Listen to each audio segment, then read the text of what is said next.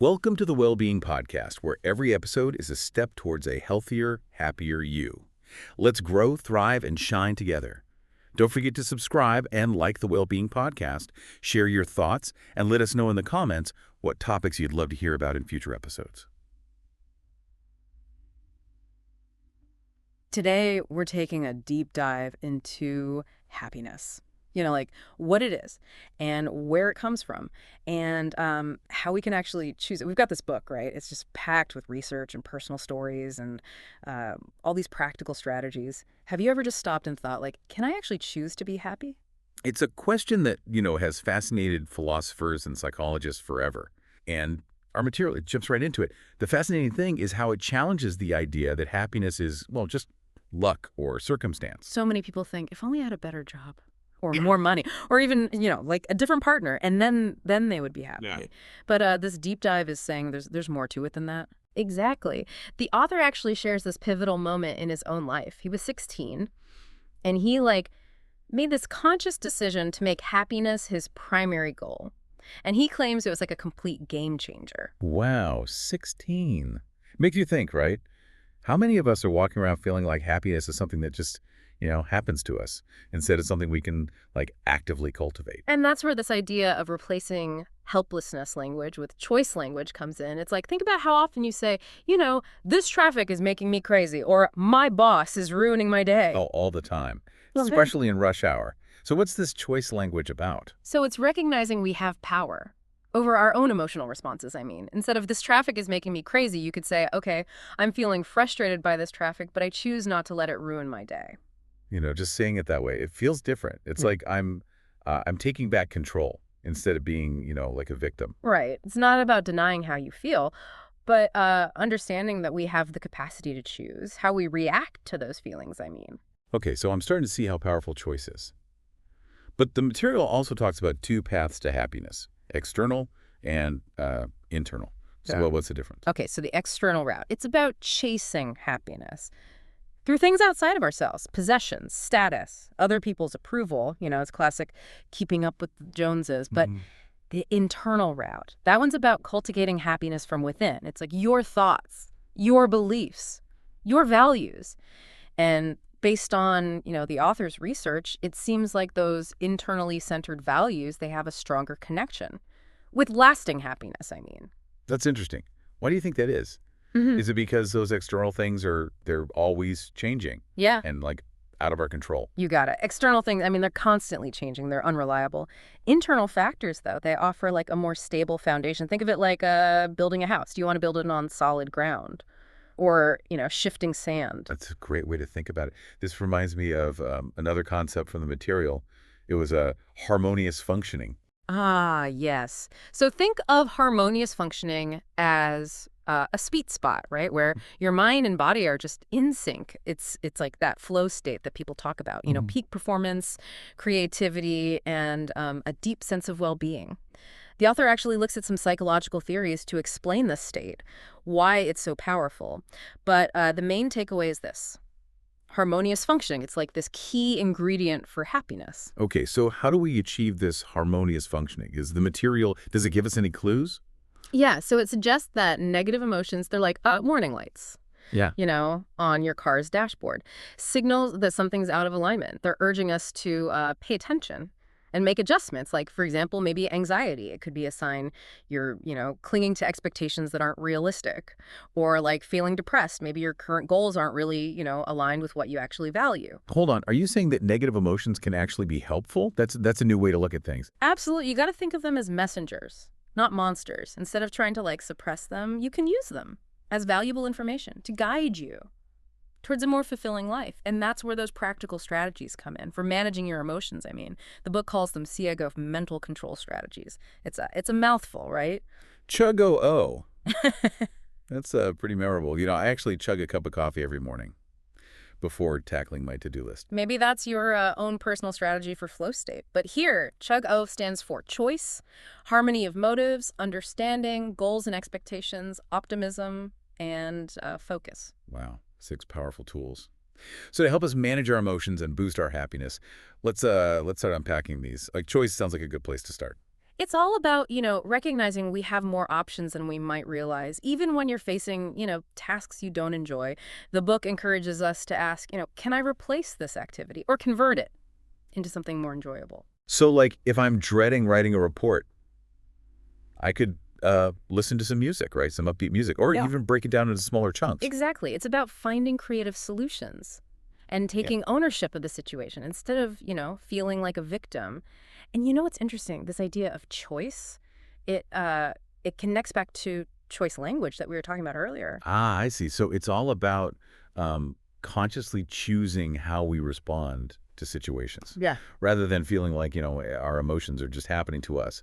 But what about harmony of motives? That one sounds intriguing. Okay, so this one dives into the idea that inner conflicts, they can drain your motivation and then lead to, negative emotions. Have you ever felt torn between two options and you can't make a decision? Oh, all the time. Like when I want to go out with friends, right? But I also know I should catch up on work. It's exhausting. Right, that inner tug of war. That's a classic example of conflicting motives. Yeah. The book suggests that by, taking the time to understand those different parts of yourself, the ones that are like at odds, we can create a greater sense of harmony and purpose, which, naturally boosts your motivation. So instead of ignoring those conflicting desires, you're saying we should be curious about them Yeah.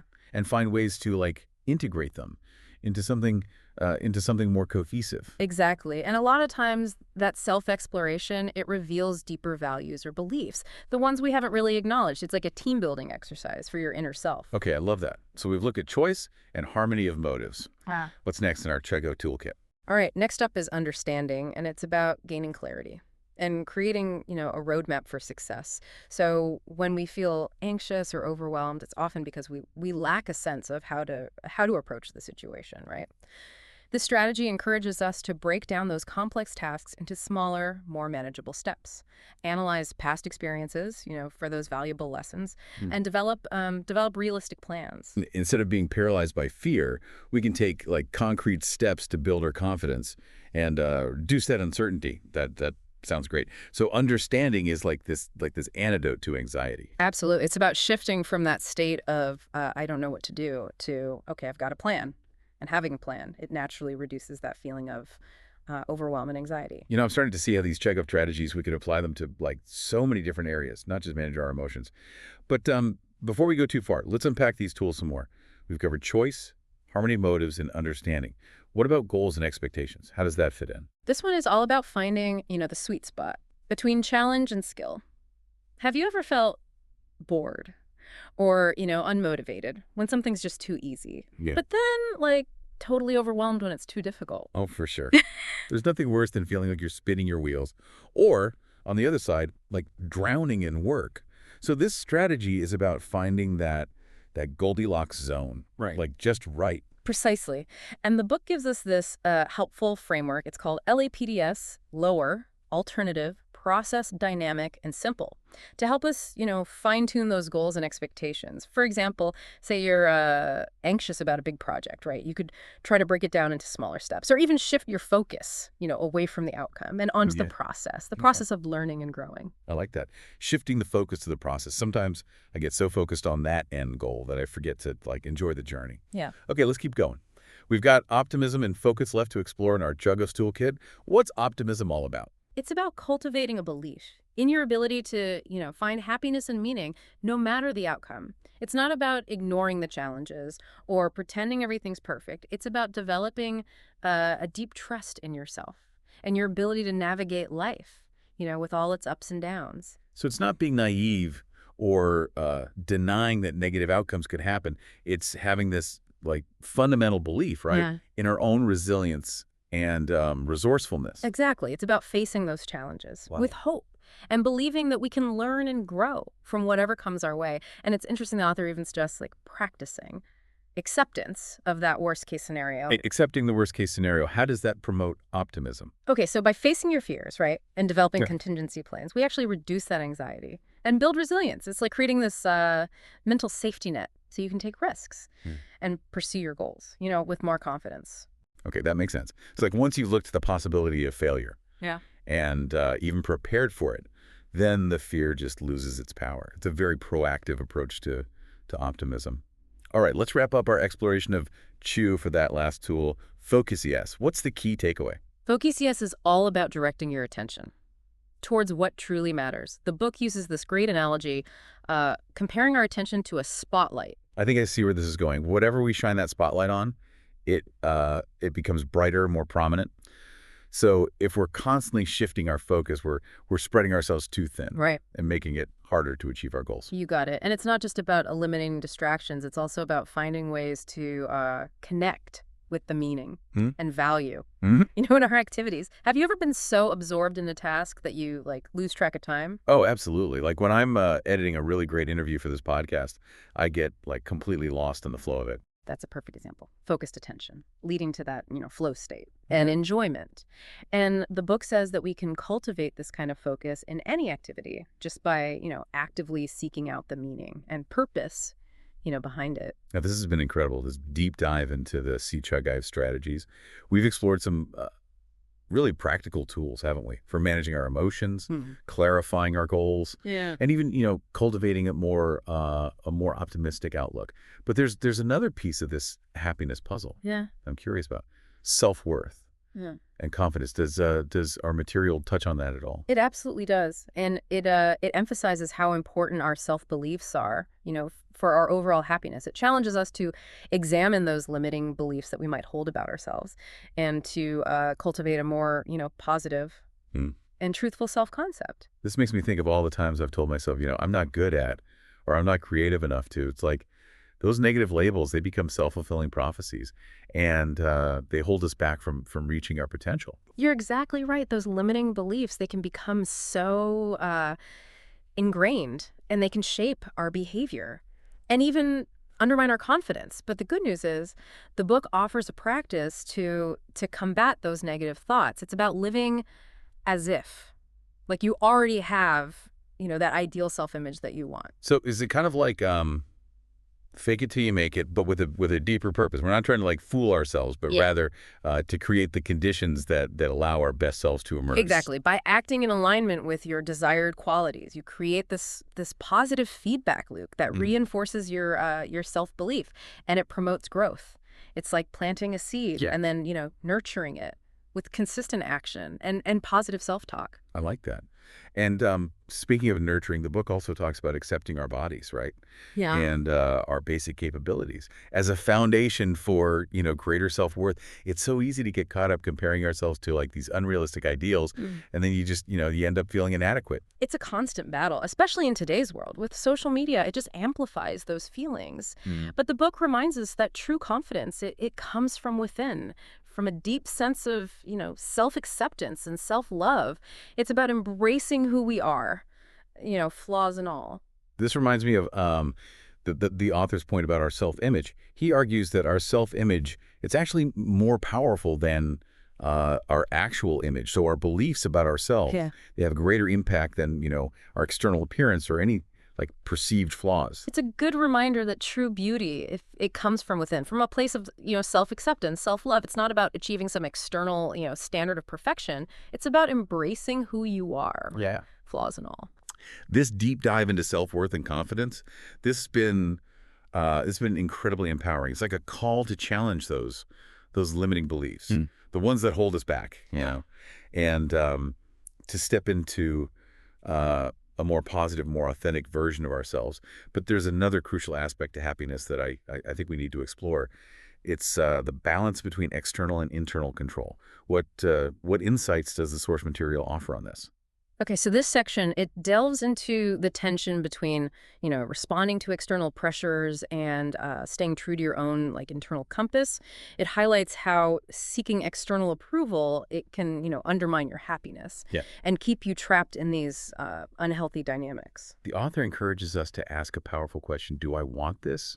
Or am I just trying to, please others? It's a good reminder to check in with your own desires.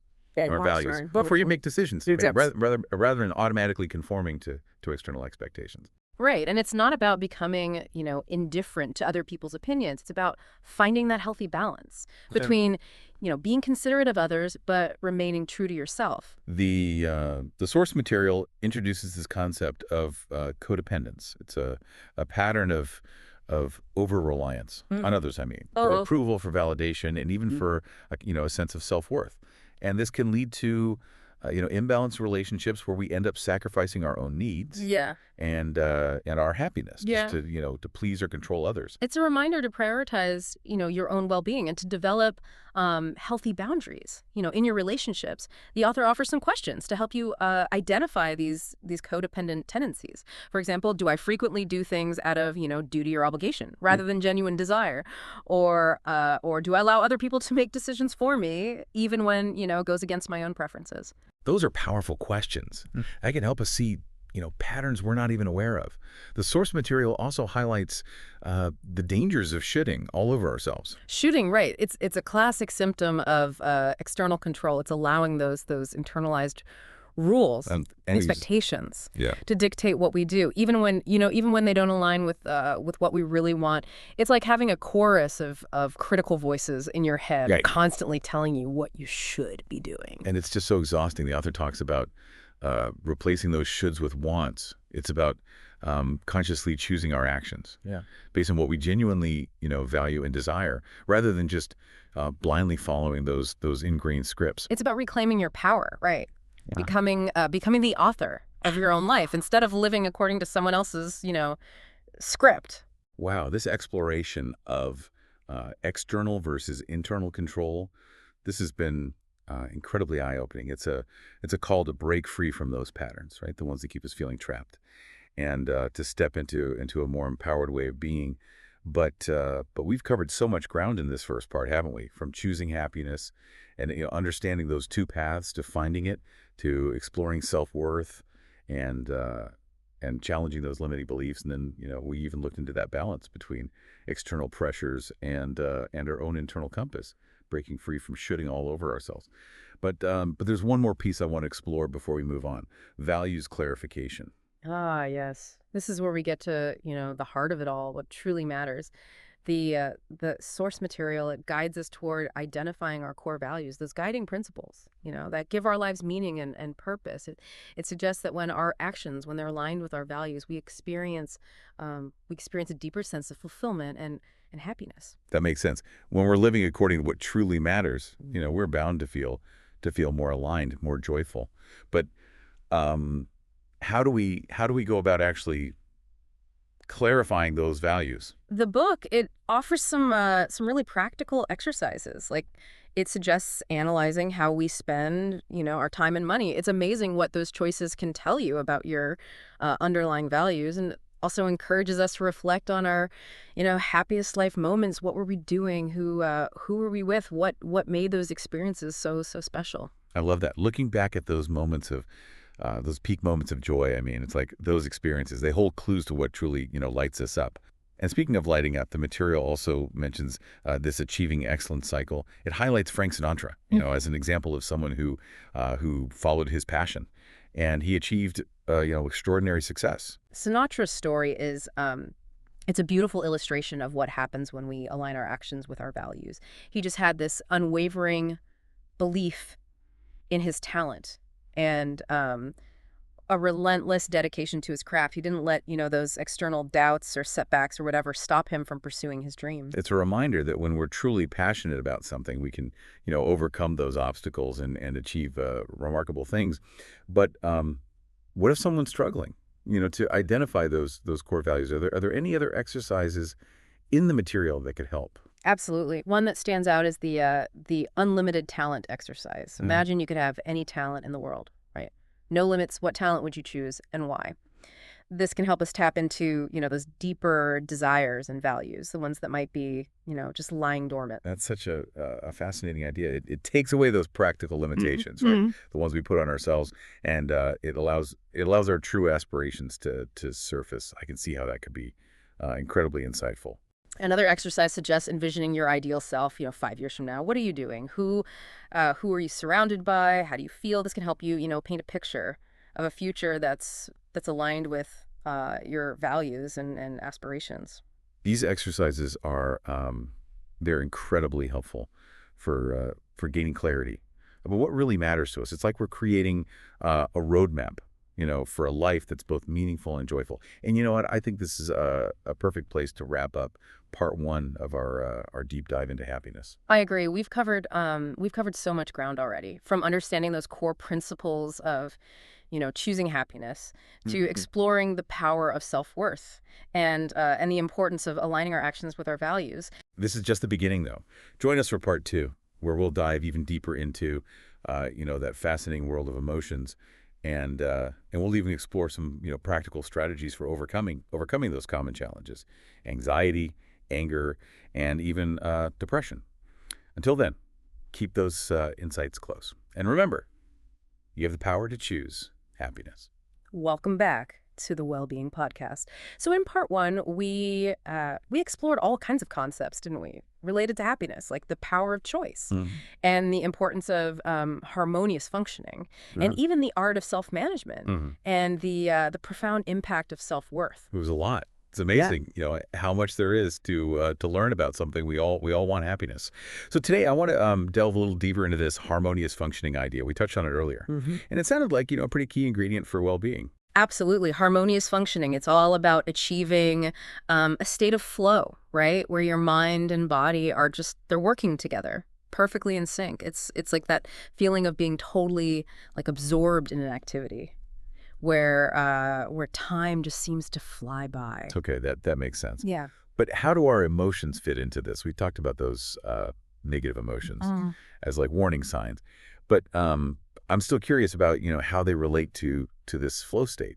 That's a great question. And the book goes into some pretty fascinating detail about how emotions, they actually function as signals, alerting you to any mismatch Or conflict, right? within your cognitive system. Think of it like those warning lights on, your car's dashboard. Okay, so remember that. So if we're feeling anxious, it could be because our expectations are they're out of alignment with reality. Right. Or if we're feeling like depressed, it might be a sign that our goals aren't truly reflecting our values. You got it. Instead of trying to, suppress those negative emotions, we can actually use them as information, valuable information, I mean, to guide us towards a more, fulfilling life. They're like those GPS systems that tell you when you've veered off course. Okay, that's helpful.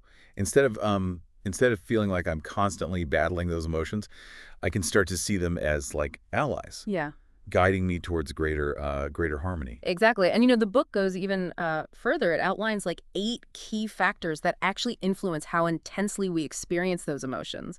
It's like a formula, right, for understanding your own emotional landscape. 8 factors. That's a lot. Can you give us a quick overview, of the most important ones? Sure. Let's start with the importance of the values affected, I mean. So the more central a value is to your sense of self, the stronger your emotional response will be. If that value is threatened or compromised, think about like how you'd feel if someone betrayed your trust versus if someone just, put you off in traffic. Yeah, okay. Betrayal, it cuts deep, right? Yeah. Because it violates a core value, like Yeah. like trust, which is fundamental to, our relationships, our Yeah. sense of safety. Exactly. Then there's expectation and adaptation. So if we're always setting, unrealistic expectations for ourselves, we just set ourselves up for disappointment and frustration. It's like, expecting to win the lottery every time you buy a ticket. Ouch. Yeah, that would be tough to adapt to. So it's about finding that balance between, Mhm. striving for excellence and accepting that perfection is it's a illusion. You got it.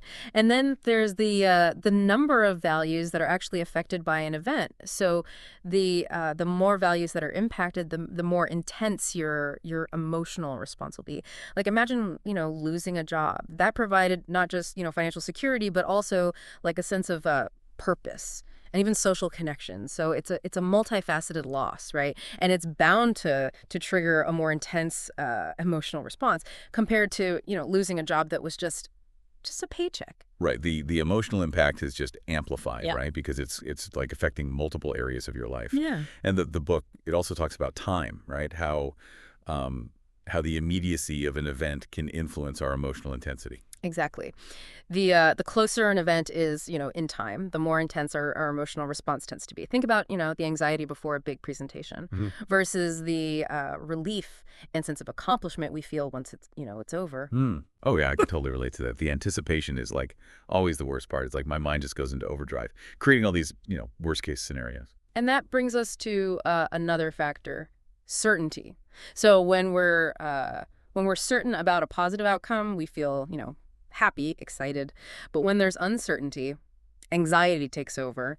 And when we're certain about a negative outcome, that's when, we experience sadness, grief, or anger.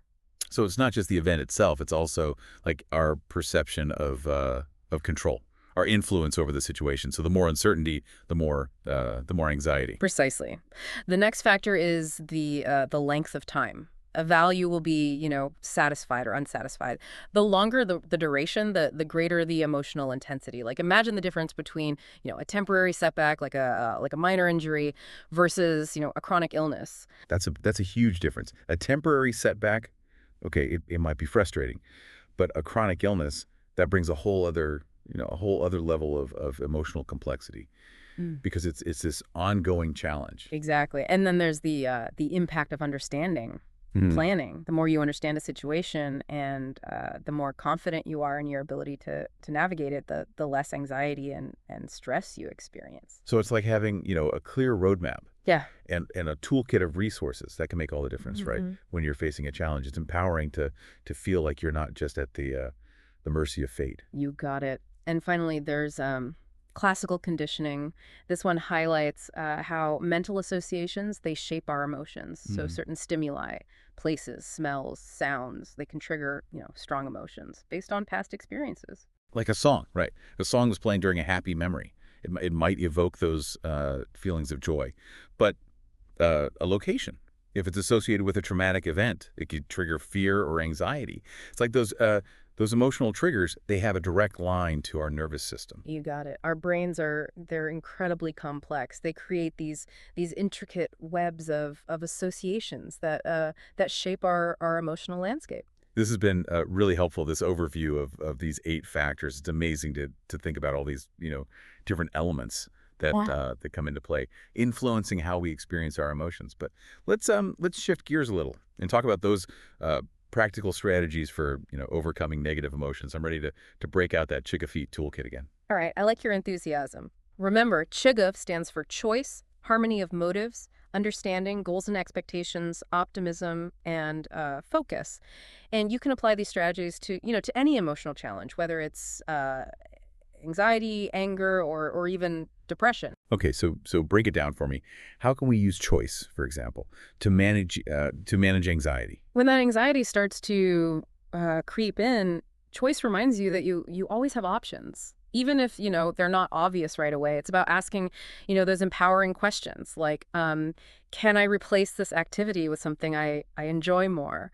Or can I reframe the situation, to reduce the negative impact? So instead of feeling trapped, we can look for creative solutions. Yeah. Or even alternative perspective. Exactly. It's about shifting from that that victim mentality to a more proactive mindset, an empowered mindset. And this applies to anger too.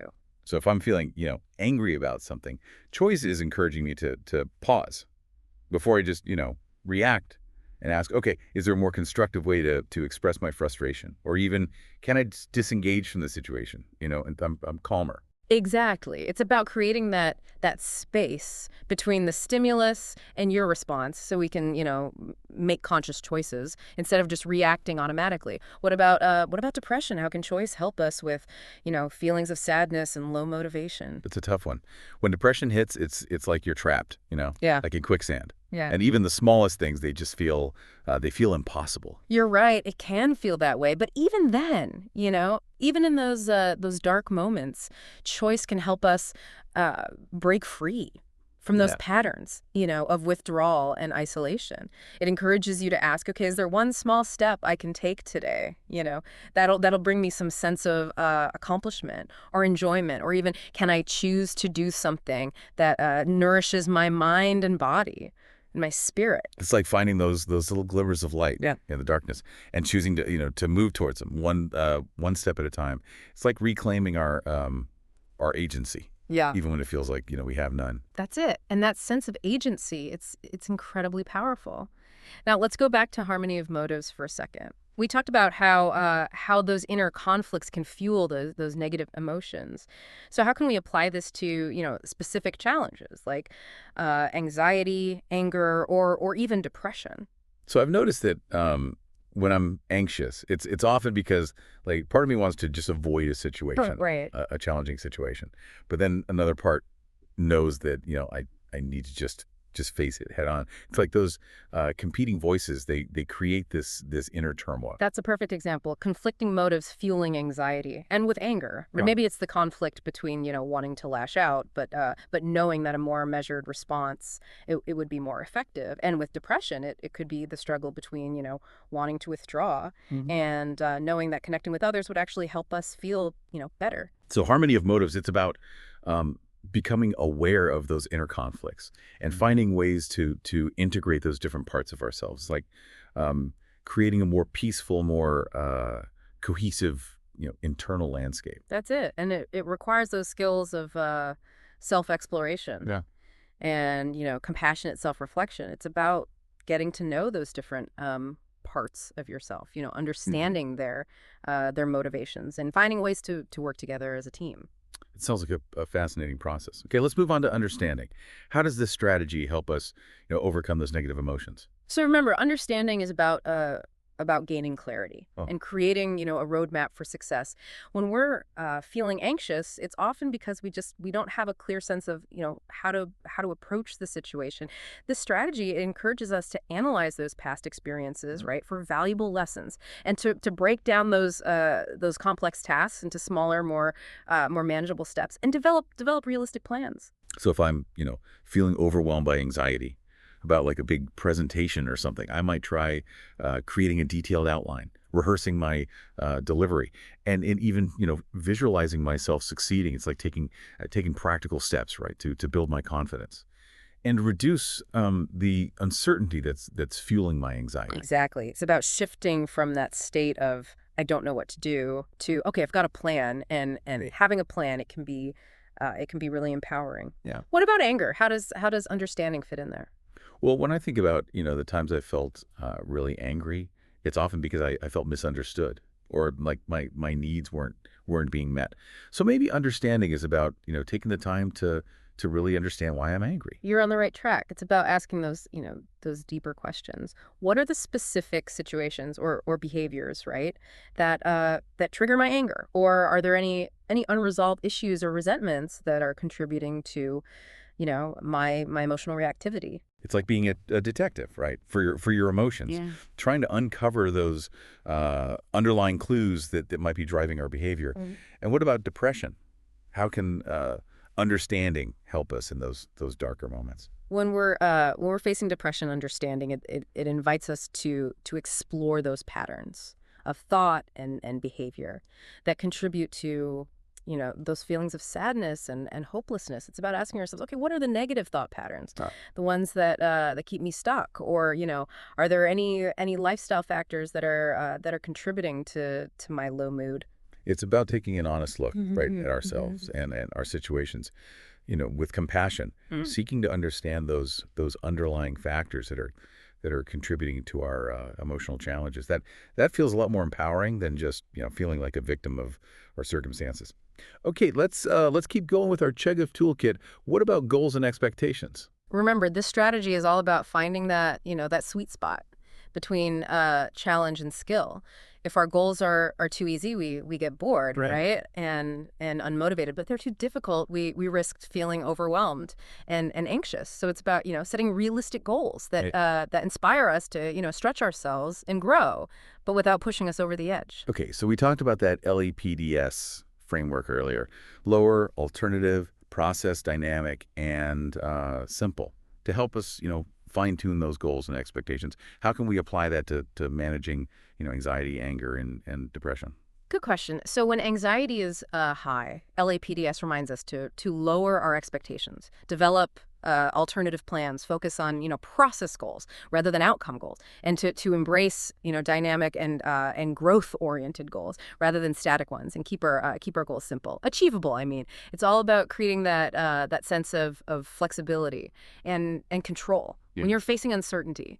So if I'm, feeling anxious about a work project, I could break it down into smaller tasks, set realistic deadlines, and just focus on, completing each step rather than getting, fixated on that final outcome. Exactly. And with anger, LAPDS encourages us to develop different goals, alternative goals, I mean, Mm. that are more aligned with our values, Mm. and to focus on, communicating our needs assertively Mm. rather than trying to control the outcome, and to set, realistic expectations for how others will respond. Like choosing your battles, right?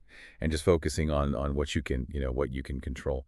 What about depression? How can LAPDS help us in those moments of low energy and motivation? When we're facing, depression, LAPDS suggests lowering our expectations for what we can actually accomplish in a day. Setting, small goals, achievable goals. I mean, that'll give us that sense of accomplishment, and focusing on activities that bring us joy and connect us with our values. It's about creating like a gentle path forward, right? Rather than overwhelming ourselves with unrealistic expectations. And I think that's really important, especially when you're dealing with depression. It's easy to get caught in that cycle of self-criticism and negativity. But this strategy, it reminds us to be kind to ourselves and just focus on those small wins. Absolutely. Self-compassion it's crucial when you're facing, any emotional challenge. And that brings us to the next strategy. Optimism. Remember, optimism isn't about, denying that there are challenges or pretending that everything is perfect. It's about developing a deep trust in yourself and in your ability to navigate life, with all its ups and downs. So it's about cultivating that belief Yeah. that even amidst challenges, there are opportunities Yeah. for growth and learning. Yeah. And the book also mentions accepting that worst case scenario, Yeah. as a way to reduce anxiety and build resilience. That's right. It might seem counterintuitive, but by facing our fears and developing those contingency plans, we actually we disarm them. It's like shining a light on those shadowy fears and seeing that they're not as formidable as we imagined. It's like that saying, right? What you resist persists. By acknowledging those fears and even preparing for them, we free ourselves from their grip. But how does optimism apply to other challenges, like anger or depression? With anger, optimism reminds you that you don't have to be, controlled by your emotions. You can choose to see the situation, differently. Maybe find some humor in it, or focus on the positive aspects of your life. It's about shifting your focus, right, from what's frustrating you to what you can, appreciate and what you can control. It's like taking a step back, right, from that emotional intensity, and choosing a more empowering perspective. And what about depression? How can optimism help us deal with those feelings of sadness and hopelessness? When you're facing depression, optimism encourages you to remember that this current state, it doesn't define you. We can choose to focus on our strengths, our accomplishments, and the things that we're grateful for, and remind ourselves that this is temporary, and we have the resilience to overcome it. It's about holding on to hope, even when when it feels difficult. It's about believing, in our own capacity for healing and growth. And this makes me think of another important point from the book, the power of habits. Ah, yes. Our source material goes, really deep into the role of habits in our everyday lives, and how they ultimately influence, our overall happiness. It suggests that our lives are largely governed by these automatic habits, those ingrained patterns of thought and behavior that we often just, perform without even thinking. It's like we're on autopilot, right? just going through the motions, Yeah. without really thinking about what we're doing, or even why. Exactly. And while habits can be, efficient, they can also keep us stuck in these ruts, preventing us from really experiencing, the richness and the joy of life. The book it argues that these automatic habits, they tend to persist as long as they minimally satisfy our values. Yeah. So if we're not, if we're not consciously evaluating those habits and making sure that they're aligned with our evolving values and aspirations, we could be missing out on opportunities for greater happiness and fulfillment. That's right. We develop habits because they serve a purpose, even if that purpose is just to, avoid discomfort or to maintain that sense of familiarity. But what happens when those habits, they don't align anymore with our values or aspirations? That's when we need to, to take a more conscious approach to changing those habits. The book talks about this common pitfall.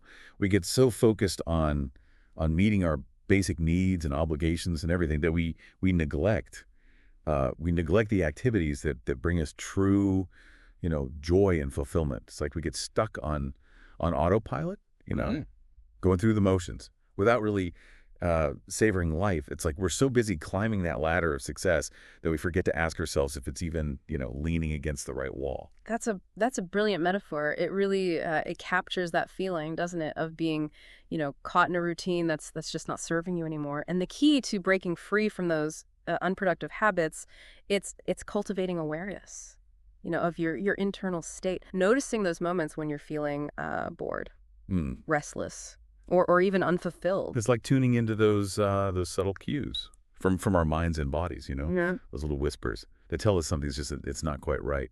And once we've developed that awareness, we can start to make, conscious choices about how we want to spend our time, our energy. Precisely. It's about, replacing those habits, the ones that drain you, with activities that nourish your mind and your body and your spirit. It's about designing a life that's aligned with, with your truest self. And that brings us to another important concept from the book, self-management. Absolutely. Self-management. It's about taking control, right, of your time, your energy, your actions, so you can create a life that reflects your values and your priorities. The source material actually introduces this practical system. It's called OPTSM, Organize, Prioritize, Allocate Time, Task Management, and self-monitoring. Yeah. To guide us on this journey of self-management. Can we break down those steps and explore how they can help us create a more fulfilling and productive life?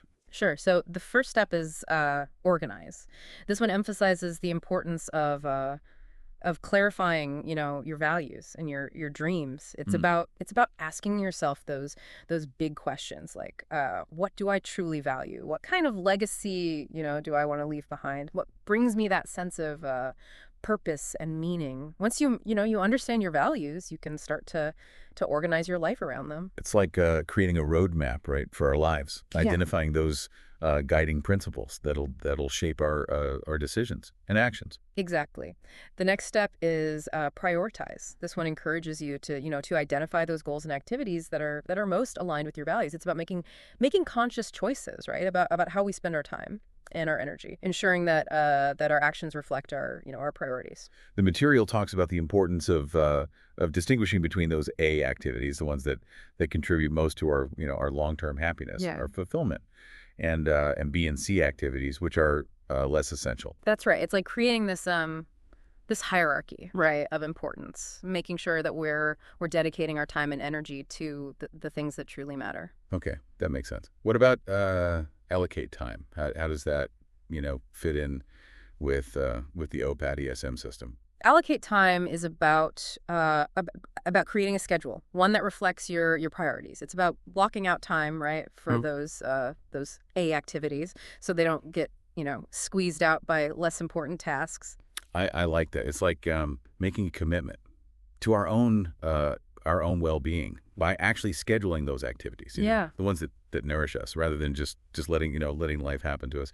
And the book suggests creating a typical weekly schedule to help visualize how we're currently spending our time, and to identify areas for improvement. You got it. It's a great way to see your whole life, and to identify those time sinks that might be draining your energy and preventing you from pursuing those activities that bring you joy. Okay, I'm ready to audit my schedule. This is getting me really excited to take charge of my time. But let's talk about the nitty-gritty of getting things done. What about task management? Task management is about breaking down those overwhelming goals into smaller, more manageable steps. It's about creating, systems and routines that support our productivity and reduce that feeling of overwhelm. So instead of feeling paralyzed by, a huge to-do list, Yeah. we can create a plan with smaller, more achievable steps. That's it. The book suggests using, to-do lists, sublists, and other organizational tools, right, to keep track of your tasks and make sure nothing falls through the cracks. It also talks about how important it is to regularly review those lists and update them to make sure they're still aligned with your current priorities. That makes sense. It's about creating order and control in our life. Instead of feeling like, we're constantly being bombarded by this never-ending stream of tasks and demands. Okay, so we've talked about organize, prioritize, allocate time, and task management. What's the final step in this OPAD PSM system? The final step is self-monitoring. And it's all about, tracking our progress, celebrating our successes, and identifying areas for improvement. It's about developing a more objective understanding of our own patterns of thought and behavior, with compassion. So it's not just about setting goals and making plans, right? It's also about checking in with ourselves and making sure that those plans are actually, working. Exactly. The source material suggests, holding these regular self-management sessions to review your progress, make adjustments to your plans, and celebrate your accomplishments. It's about, creating this feedback loop that supports continuous growth. And self-improvement. It's like being your own coach, right? And cheerleader, offering both support and accountability. This whole OPAD ESM system, it sounds incredibly empowering. It's like a roadmap for creating a life that's not only productive but also deeply aligned with our values and our aspirations. That's it. It's about becoming the CEO of your own life, right? Taking ownership of your choices and making conscious decisions that lead you towards greater happiness and fulfillment. Okay, so we've covered a lot of ground, haven't we? In this second part of our deep dive, we explored that fascinating connection, between harmonious functioning and emotions. We learned how powerful choice is, in shaping our responses, and we even equipped ourselves with some practical tools to overcome anxiety, anger, and depression. And then, we even talked about the importance of aligning our habits with our values and mastering that art of self-management. That's a lot to process, but it's incredibly valuable information for anyone, who wants to live a more fulfilling, joyful life. Absolutely. And as we wrap up this second part, I'm already feeling more inspired, more empowered to take charge of my own. Welcome back to the Wellbeing Podcast. It's been quite a journey, hasn't it? Exploring, all the ins and outs of happiness, from those core principles, of choice, to diving deep into emotions, to even tackling like our habits and mastering, self-management. It's been quite the adventure. It's like a whirlwind tour, of our minds. And in this final part of our deep dive, I want to explore something the book calls the higher self. Higher self. Okay, that sounds that sounds intriguing, but it also sounds a little mystical. Can you explain it? Like, what exactly is this higher self, and how does it relate to happiness? You're right. It can sound a little mystical, at first.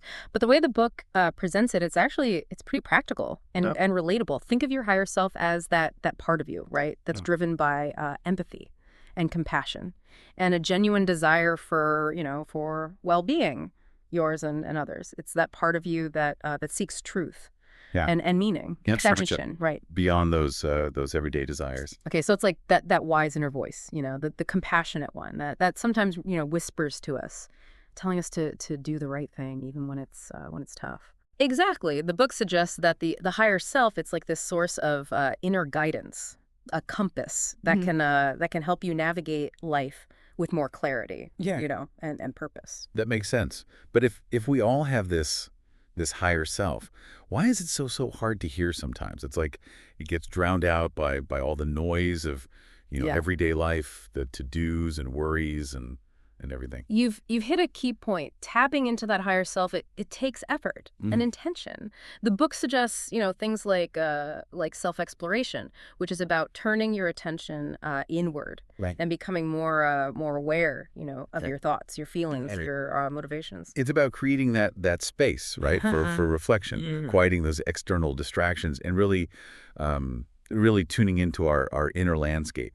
Exactly. And another way to connect with your higher self, it's through, acts of service and compassion. When you focus on the well-being of other people, it naturally shifts your attention, away from your own ego, and it helps you connect with that part of you that wants to make a positive impact. I like that. So by focusing on giving back, right, we're actually nourishing ourselves. It's a win-win. Exactly. And the book, it emphasizes that the higher self isn't about, rigid rules or dogma. It's about cultivating a deep sense of empathy and compassion that guides your actions, helping you make choices that are aligned with your highest values. It reminds me of that golden rule: do unto others as you would have them do unto you. But instead of like focusing on specific actions, it's about cultivating that intention, right, of kindness. Yeah. And understanding. Precisely. It's about recognizing that, that connection we all share and acting in ways that promote harmony and well-being, for everyone. I'm starting to see how powerful this higher self concept is, but I'm still a little curious about, how it connects to happiness. It seems like the higher self, it's more about, meaning and purpose. Yeah. Than just moments of joy, That's a great point. And you're right. The higher self isn't about, chasing pleasure. The book suggests that by aligning our actions with our higher self, we create this deeper sense of inner peace and fulfillment. And that naturally leads to, greater happiness. It's about finding that sweet spot where your actions are in harmony with your values, where you feel a sense of purpose and connection that goes beyond those temporary, external pleasures. It's like we're tapping into a deeper well of joy, one that doesn't depend on external circumstances or fleeting pleasures. This makes me think back to that idea of flow state, when we're fully engaged in an activity and it aligns with our values and it challenges us in a meaningful way. Yeah. We experience that effortless joy and deep satisfaction. You got it. And the book says that the higher self, it can guide us towards those activities and experiences that will bring us into, that flow state. It's all about listening to that inner wisdom that knows what will truly nourish your soul. That's a great image, being guided by our higher self toward those things that light us up. Yeah. And bring us into that flow state. But this sounds like an ongoing thing, right? A journey, not just like a destination. Does the book offer any tips for staying connected to our higher self, even with all the challenges and distractions of everyday life? You're absolutely right. It is a journey, and the book offers some practical things we can do, to stay connected with our higher self. One is mindfulness, paying attention to the present moment, without judgment. Okay, that makes sense.